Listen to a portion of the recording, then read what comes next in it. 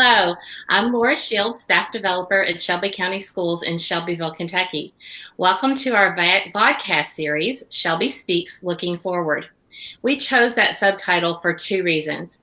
We are looking forward to the time when we can be face-to-face with our students again, but we're also looking forward in time to the educational future of our district. What are Shelby County teachers learning in the middle of this non-traditional instruction experience? And how will it transfer and transform classrooms when they are once again face-to-face with students? In this episode, we're here today with Eileen Ryan, who teaches English Language Arts at Collins High School. Welcome, Eileen. Hello, thanks for having me. Oh, it's great to see you. So one of the things I know that you've been working on in your face-to-face classroom is literature circles with your students. Mm-hmm. So I'm curious to hear how the structures that you had in place then or have needed to put in place have transitioned that same kind of idea into your non-traditional instruction. Yeah, so we've been doing a lot of group discourse. In my AP language class, a lot of the course is built around discourse in a group level, at a whole class level, a lot of like one-on-one partner discussions. And we actually hadn't started, we had plans to start working on the text, The Things They Carried by Tim O'Brien before NTI started, and we hadn't started the book yet. So I had to kind of figure out how to begin that whole literature circle process remotely without even access to kind of explain things to my students. So I had to do a bit of troubleshooting to kind of figure out how to get that started. But basically we had kind of that foundation of discussion, of discourse built in. They were very used to talking with each other without necessarily me being around if I'm moving around from group to group. And they were used to working in a diverse group of people because I kind of moved them through different groups and different tables and groupings of students throughout the year. So we had a foundation of discourse and a foundation of group collaborative work in the classroom. And so I kind of leveraged that to start these book clubs remotely. One of the ways that I figured to do that, because it's tough to get 37, I have 37 students in that class, and it's tough to get that many students on a Zoom call all at once. And I knew if I just put out a Google Doc with this, directions for how to do this, that they would get lost and they would have questions and there would be clarifications that I couldn't offer them because we weren't live in person.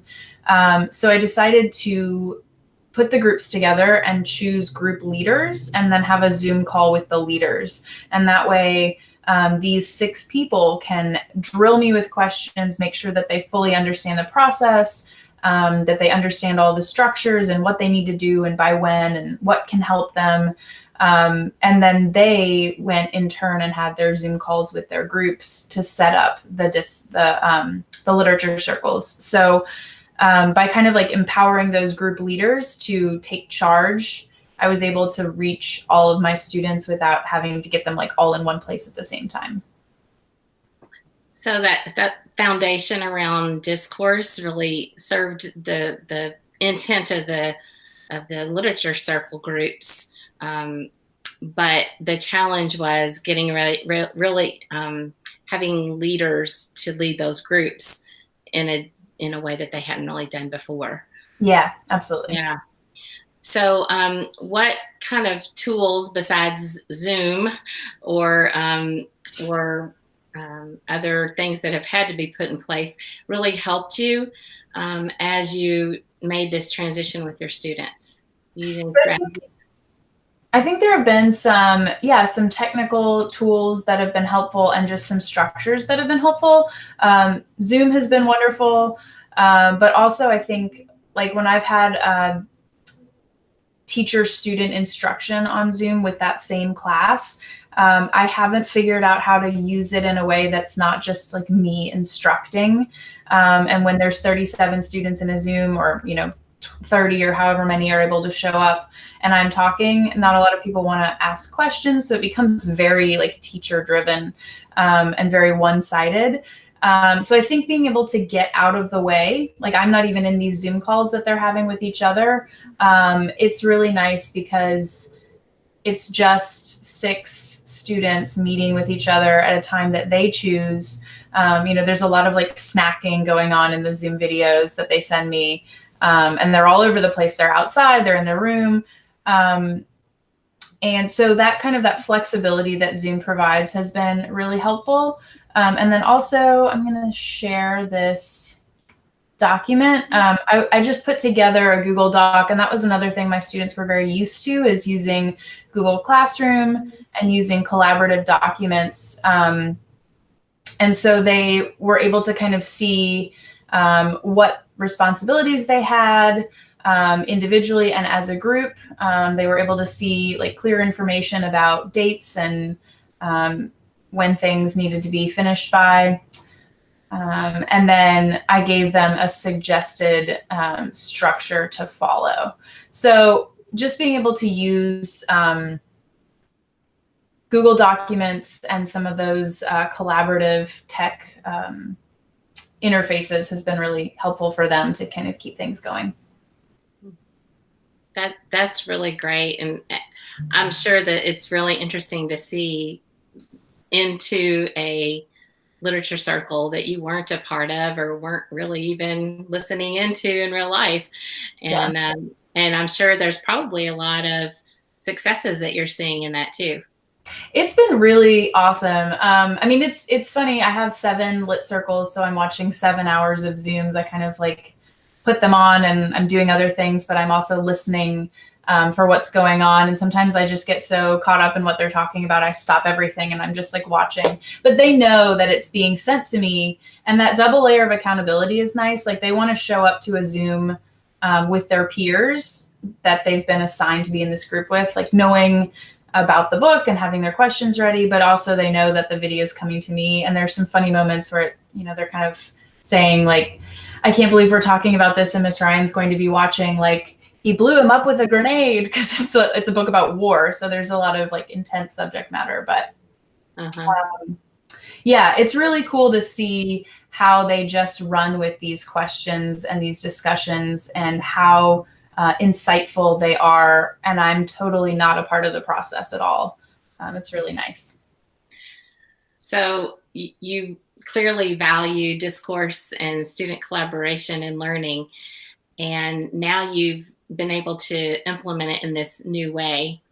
How do you see that impacting instruction as you go back face to face?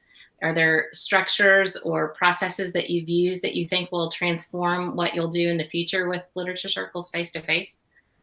Yeah, absolutely. Honestly, I can imagine even when we're back in traditional instruction, using Zoom to host student book groups outside of school. I think there's something about, and maybe not like as regularly as these are meeting, but I think there's something about this idea of like, we choose the time and we choose where we are for the students to be comfortable, for it to fit into a time of the day when they feel like they're going to be able to put everything else aside and focus on that book club.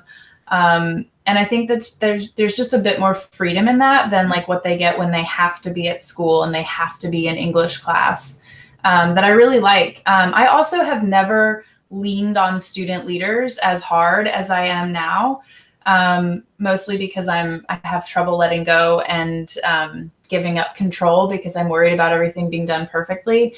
But these group leaders have been absolutely amazing, and the students are working together so well because they know they have like that support from somebody who's kind of in touch more with me.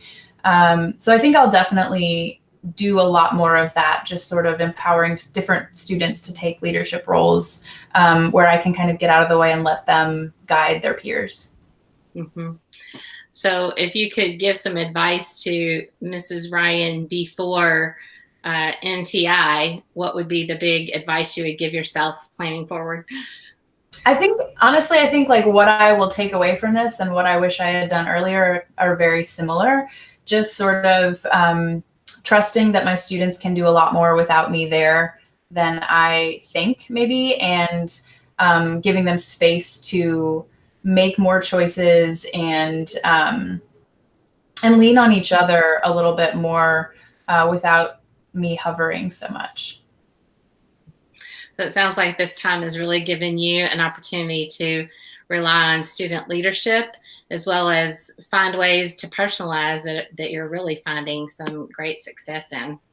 Absolutely. Thanks, Eileen, for sharing the professional learning that's naturally happening as you implement non-traditional instruction during these challenging times. Thank you for asking me to do that. It's great. It's a great experience to hear from all of our teachers, and we really appreciate you. Be sure to check out our Shelby Speaks Looking Forward playlist on Shelby County Public Schools YouTube channel for more podcast episodes. Thank you for watching.